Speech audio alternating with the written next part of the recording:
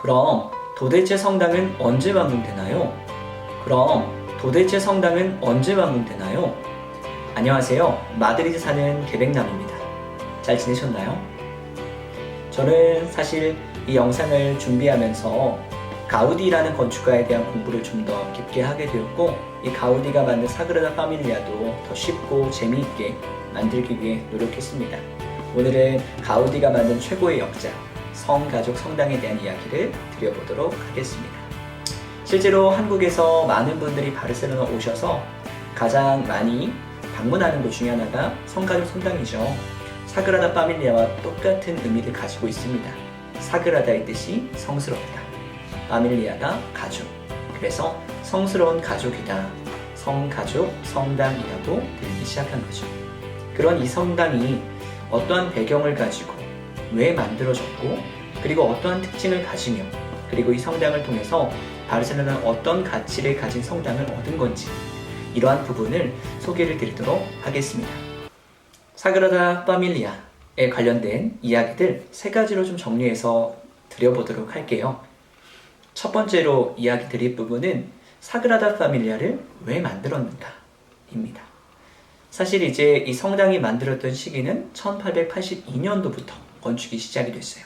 그래서 그 당시 때에 이 바르셀로나라는 도시를 이해하게 되면 성가족 성당을 이해하시기 훨씬 더 좋을 거예요.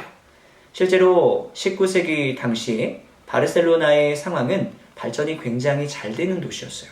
그래서 그 당시에 만들어진 지구 중에서 지금도 많은 분들이 찾고 있는 명소가 그라시아라는 거리예요. 거기 가시면 까사밀라, 까사바띠오, 가우디의 대표적인 작품들을 만날 수 있고, 그러한 공간이 그때부터 사람들에게 많은 관심을 가졌다는 것을 알 수가 있죠. 그렇게 부유했던 바르셀로나에 동시에 많은 지성인들은 고민을 하기 시작했어요. 왜냐하면 사회는 발전해 가는데 사회적 문제는 더 많아졌기 때문에. 그리고 그 당시에 많은 지성인들이 이런 이야기를 하게 된 거죠. 너무나 사회가 급격한 발전을 이루고 있고, 그 급격한 발전 속에서 물질이 모든 것을 대체하는 물질 만능주의가 펼쳐지게 되면서 사람들 간의 정, 사랑, 이런 것들이 식어버리고 이기심과 서로가 서로와 경쟁하는 그러한 구도로 흘러가는 모습을 보여주기 시작했던 거죠. 그래서 그 당시에 도서 상인이었고, 또 많은 사람들과 함께 교류하면서 지식인으로 불렸던 보카베아라는 인물이 1866년 우리가 자발적 기부금을 모아서 성당을 지어보자 라는 이야기를 하게 된 거죠. 그 당시 성당을 지을 때의 가장 모티베이션은 정신적인 것을 되찾자, 우리가 발전을 하면 할수록 가장 스페인스러운 정신을 되찾아야 된다. 그것이 뭡니까? 바로 카톨릭 정신이고, 그 카톨릭 정신을 보여줄 수 있는 게 성당 건축이었던 거죠. 그렇게 사람들의 자발적인 기부금을 모아 이 도시를 다시 한번 사회 질서의 가장 중요한 정신적인 것들을 만들고, 그 성당 안에서는 가난한 사람이나 부자나 함께 기도하면서 도시의 발전과 함께 상생할 수 있는 그러한 영향력이 있는 무언가를 시도하고자 하였습니다. 그래서 이름이 성가족 성당인 거죠. 바로 성가족처럼 바르셀로나가 사랑하면서 함께 상생할 수 있는 길로 가자고 그 성당을 짓게 된 것입니다. 또한 여타의 성당들은 대부분 성모 마리아 성당이 많은 거에 비해서 이 성당은 공사 연도가 1882년 3월 19일입니다. 이날은 정확하게 성 요셉 축일입니다. 그래서 성 요셉을 기리고 있다는 거죠. 여기서 이 성당에 주목해 봐야 될 것은, 이 성당은 장인 정신의 도시인 바르셀로나에 맞게끔 장인들이 꾸미는 성당으로 계획이 됐다는 거죠.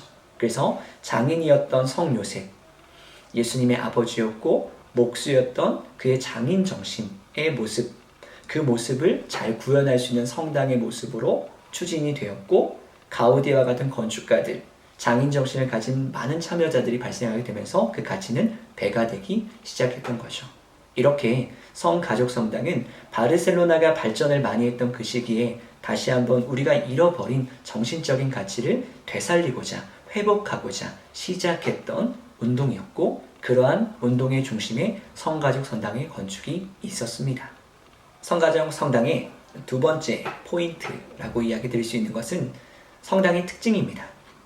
실제로 성가족 성당을 방문하신 분들도 그렇고 영상을 통해서 만나신 분도 그렇고 하나같이 이야기하시는 게 되게 독특하다. 야, 이런 성당 처음 본다. 이런 말들을 많이 하셨거든요. 그도 그럴 것이 이 성당만이 가지고 있는 아주 특별한 특징들이 몇 가지가 있기 때문입니다. 저는 이 성가족 성당을 딱 한마디로 이야기를 드릴 때, 설명할 때 가장 쉽게 표현하는 게 바로 이런 말입니다. 돌로 쓴 성경이다. 가우디가 만든 건축 자체가 성경이라는 거죠. 성경의 내용을 기반으로 해서 꾸며져 있는 완벽한 형태가 되어 있다. 이렇게 이야기를 드리고 있습니다. 그렇다면 성가족 성당의 이 특징들 중 우리가 꼭 주목해야 할 것들은 어떤 게 있을까요? 제가 이것도 세 가지로 정리해서 좀 설명을 드려볼게요. 성가족 성당의 첫 번째 특징, 그것은 바로 세 개의 문입니다. 성가족 성당에 가게 되면은 각각의 문이 배치가 되어 있는데 그 문의 이름이 탄생의 문, 순환의 문, 영광의 문 이렇게 불려요. 그 공간들이 그렇게 불리는 가장 큰 이유는 예수 그리스도의 생애를 다루고 있기 때문입니다. 예수님이 태어난 곳은 탄생의 문, 예수님이 사망한 곳은 순환의 문, 예수님이 다시 오신 이야기는 영광의 문 이라고 하는 테마를 정한 거고요. 그 테마와 함께 빛나는 것은 무엇이냐면 그곳에 조각을 새겨놨는데 엄청나게 상세하게 조각을 했다는 거죠. 특히나 가우디가 만든 성가족 성당의 탄생의 문은 가족들, 특히나 성가족의 모습이 가운데에 배치가 되어 있어요. 바로 이런 모습으로. 그래서 성가족 성당의 이런 성가족의 모습을 통해서도 가우디가 얼마나 이 성당에 애착을 많이 갖고 조각 부분을 신경 썼는지 알 수가 있죠. 이런 가우디의 바람과 열정이 만든 이 성가족 성당에 조각을 포인트로 많이 썼던 이유는 바로 문맹자가 많았던 바르셀로나에 누구라도 눈으로 읽고 들어갈 수 있는 성당을 만들기 위한 가우디만의 배려, 이런 것들이 빛났다라고 설명을 드릴 수 있습니다. 그래서 실제로 여러분들이 가시면 탄생의 문에는 예수님이 태어난 이야기가 조각되어 있고 순환의 문에는 예수님이 사망하시던 사건을 다루고 있는 이야기가 적혀져 있고 이제 영광의 문에는 예수님이 다시 오신다는 이야기가 조각으로 새겨져 있는 모습을 확인해 보실 수 있습니다. 이러한 특징들이 첫 번째이고요. 두 번째, 사그라다 파밀리아만의 특징은요, 바로 많은 탑이에요. 실제 이 성당 같은 경우에는 각 문마다 탑이 4개씩 있어요. 3개의 문에 4개의 탑이 있다. 그럼 총 개수는 12개이겠죠. 12은 성경에서 어떤 의미를 가지고 있을까요? 네, 12간진 아니죠? 네, 12제자. 네, 감사합니다. 무리수였나요? 네, 12제자. 그래서 12제자의 탑들이 있고 그리고 그 12제자의 탑과 함께 6개의 탑이 더 올라가요. 4개의 탑은 마테오, 마르코, 루카, 요한 4대 복음서의 저자의 탑이 만들어지면 16개, 그리고 성모 마리아의 탑, 예수님의 탑, 이렇게 해서 총 18개가 올라갈 예정입니다. 그 중에 가장 높은 탑은 예수님의 탑이 될 예정이고 높이는 172.5m가 될 예정이에요. 그렇게 되면 전 세계에서 가장 높은 성당은 성가족 성당이 될 예정입니다. 이러한 부분이 단순히 탑을 만든 것이 아니라 탑 하나하나에도 상징적 의미를 생각하면서 만든 가우디의 꼼꼼한 성경을 건축으로 가져왔던 그의 마음을 알 수가 있는 거죠. 세 번째로 이야기 드릴 것은 바로 성당의 내부예요. 실제 이 성당의 내부는 제가 이 말로 표현을 못 하겠더라고요. 정말로 너무 저도 황홀했었고 성당 내부 들어갔을 때 기분이 너무 좋더라고요. 그럼 성당의 내부 영상은 잠깐 여러분들이 만나보시겠습니다.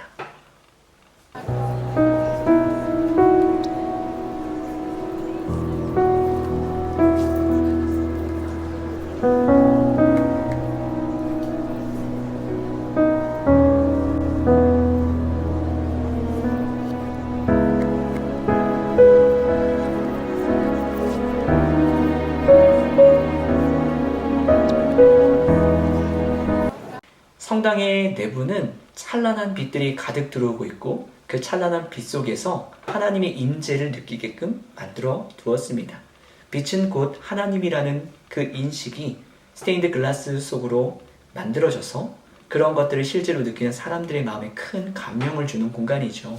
가우디는 빛이야말로 신의 가장 공평한 축복이다 라고 이야기를 했습니다. 그래서 성당 내부에서 보이는 이 모습이야말로 가장 가치 있는 가우디가 건축해서 성당 자체를 아름다운 자연의 형태로 꾸며놓은 모습을 볼 수 있다고 이야기를 드릴 수 있죠. 또한 그가 이 성당을 만들었을 때 어떠한 마음이었는지를 느낄 수 있는 부분이 있어 제가 읽어보겠습니다. 슬프게도 내 손으로 사그라다 파밀리아는 완성시키지 못할 것이다. 내 뒤를 이어서 완성시킬 사람들이 나타날 것이고 이러한 과정에서 교회는 장엄한 건축물로 탄생하리라. 안토니오 가우디.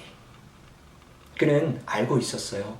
이 성당을 자신의 생애 동안 열심히 만든다고 하더라도 다 지키는 어려운 사실을요. 기부금도 부족했고요. 건축 기술도 많이 부족했고요.